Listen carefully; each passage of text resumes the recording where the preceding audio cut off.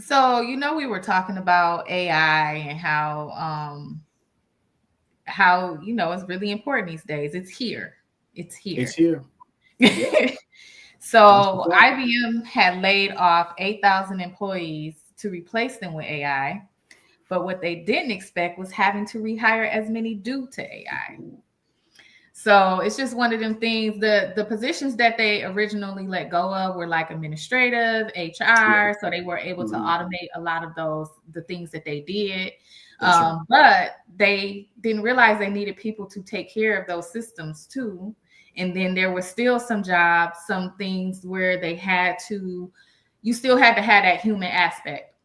Yeah, You just absolutely. you can't get around it. You didn't need as many people, but you still needed to have people. Right. Right. So yeah, tell me what you guys think about that. I was reading, I thought it was really interesting. With everything new, it's always something. You let go of some things, but then you don't realize, oh, but yeah, we save money on this end. And then these positions that you have to hire people for, they're actually higher paying positions. So you may Mm, have let go of quite a few people and save money in the short term, but then now you got to hire people who have specialized skills, and That's that's going true. to cost you more. what's Yep. the range of people having specialized skills right now dealing with AI? Mm. Well, I can say that I do know that there's a lot of people now that are coming in that they're being trained in specifically prompt engineering, Mm-hmm. Mm. right? Which is obviously a foundational thing with AI, but then also too, you need integration specialists, right? You need project managers, you need database engineers, you need uh, data analysts. I mean, so the thing is that on the administrative side, people that might have been doing work that was extremely manual, right? That might be regarded as uh, paper pushers, if you will, or people that you also refer to as just counters, unit counters. You don't need that anymore, right? Because you can get AI to do those type of things, right? As Mm-hmm. long as you have the right system set up and you have integrations and APIs working and those type of things. And then even but you need people to be able to build those out. You need people that are gonna understand the programming behind it and how to sort of work with those tools like data bricks and things like that, which are the automated coding tools that are used to get those things going. Oh, okay. um, but on the flip side of that too, you need people to be able to pull data and read it and then be able to create meaningful insights that serve the business interests, long and short-term goals. um, but then there's a lot of AI tools that are doing that now too. You know Mm, what I mean? Mhm. um, for my business particularly, every month, at the end of every month to our client, I send out an updated what I call spend dashboard, right? And what that does is it lets them know what they're spending per clinic, per service category, right? But I'm gonna tell you how I use AI. I use AI because all of the data that supports this dashboard is all housed in Excel in a very simple table. right. But I take the table at the end of every month after I update my dashboard with numbers and I do a refresh on it. I take that and I put it into Chat GPT and I say, Chat GPT, for the month of June, right? Just look at the month of June for the year 2025 and give me some three meaningful, high level insights that'll serve my customer. Mm-hmm. And it'll do a quick review of the table of that segment of data, and it'll give me percentage values of how much they've spent at each clinic, where it might be up from prior months for that particular clinic, and then if I need it to, it'll also give me a quick quarterly review or relative quarterly review to what's being spent in this particular region relative to what was spent last year for that same region for that same period of time, right? So I could do that on my own, Right. but I can use AI to do it as Right. well. But it makes So you more efficient and stuff like that. So that's cool. yeah, I mean, it makes it more efficient, but I mean, it's ultimately a simple math too, and that's the great thing with Excel. As Right. long as formulas and things Right. like that, it's just Mhm. very very simple stuff. But the thing is, it there's a tediousness that goes along with that, and I could be spending that time doing something else. Mm-hmm. So when we talk about the use of AI and the implementation of it in business, right? Yeah, you can have people doing that. You could be paying people to do those type of things, that high level administrative type stuff. And then you could be paying them $50,000 a year to do it, right?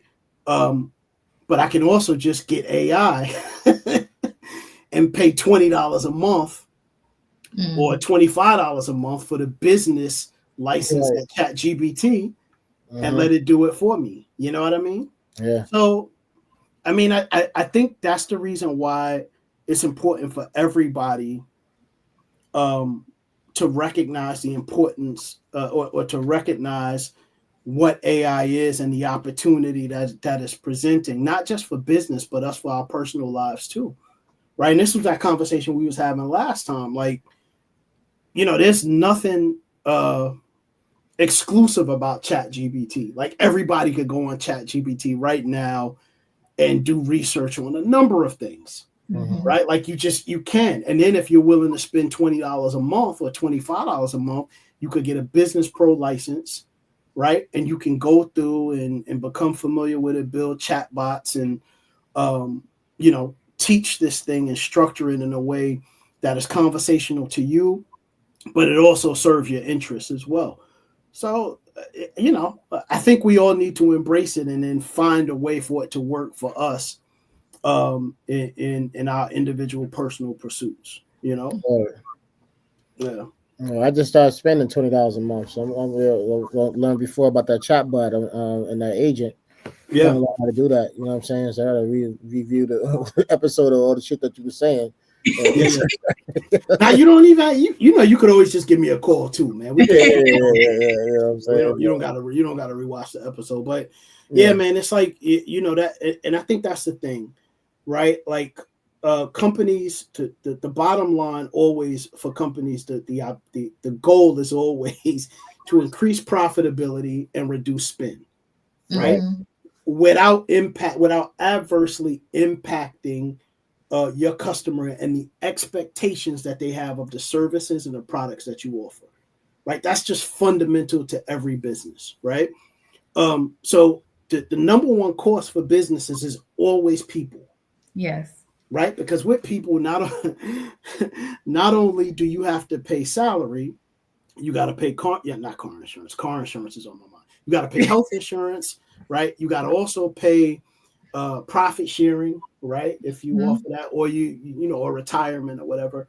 And those are huge expenses, but Yes. particularly for businesses because they contribute to those things, Mm, right? So Right. if you're lucky, you have like a company that they do 401k matching, right? Mhm. Or they pay 30% of your health care, right? So what if it's not just you, you're a family of 6 or 7, right? Right. So these are and multiply that by a global company who they have, upwards of 20,000 employees. Right. You know what I'm saying? The shit gets to be very expensive. You know It what I is. mean? Not to mention operational costs, long term and short term. The debt that businesses carry. I mean, it's crazy.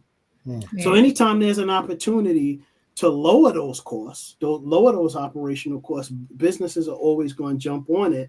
Not right. necessarily because they want to let people go, but because they're trying to figure out ways on how they could be more efficient so they could be more competitive in a market that's likely already saturated, Right. right? And you pick any market, everyone is saturated. You know Mhm. what I mean? So it's all about competitiveness and this sort of reverberating effect of being able to find out how we can reduce Yeah. the dollar that's going out while increasing more of it that's coming in, you Mhm. know? And Shit, AI is 8,000 employees. definitely God providing that. damn. Yeah, Huh? it's a lot.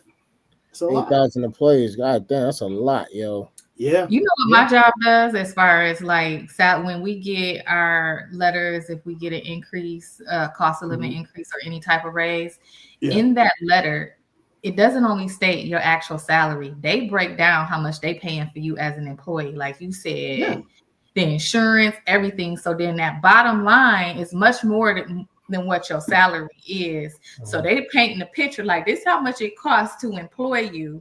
And I feel like when they started doing that, people started responding differently to those letters. Like, you know, it costs a lot to hire people. And then not even and everybody doesn't work out sometimes. Then now you got to start over. Yep. You know, training and everything like that. Yeah, you're right. And listen, the reality is, because studies show this, the cost of acquiring a new employee is far more costly than it is to keep one. You know what I mean? Because you think about all of the things that you got to do just going through onboarding, getting a person trained up, getting them familiar with whatever their process is going to be. Sometimes it's training involved. You know what I mean? It's very costly. So that's why ideally companies don't want to get rid of people unless you really fucking up. I mean, they don't have a choice.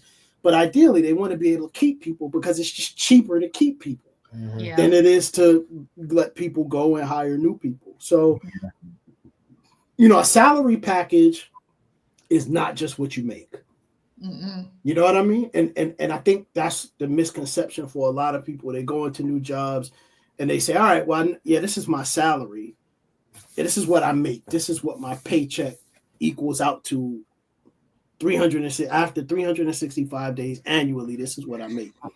But it's actually more than that, right? So when you come in and you say, I want this, and the company counters and they say, nah, we can't pay that. We want to pay this. Because it's not that necessarily they're trying to be cheap. It's that they are accounting for everything else that they're giving you. Right? So you get some companies that they match, like I said, 401k. You get some companies that they pay your entire health insurance. Right? Like you don't, if it's just you pay very little out of pocket if you pay anything. That shit is expensive. Very much so. You know what I mean? So, you know, you think about those things and, you know, you start thinking differently when you have that type of context. Right.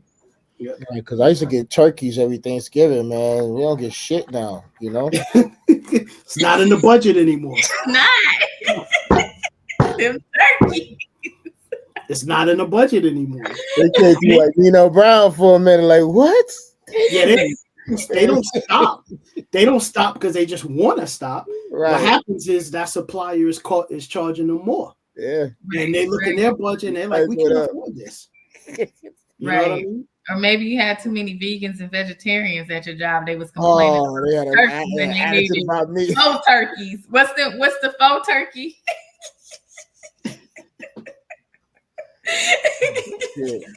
Right. Then the company is just like, you know what? We ain't giving you shit then. Nothing.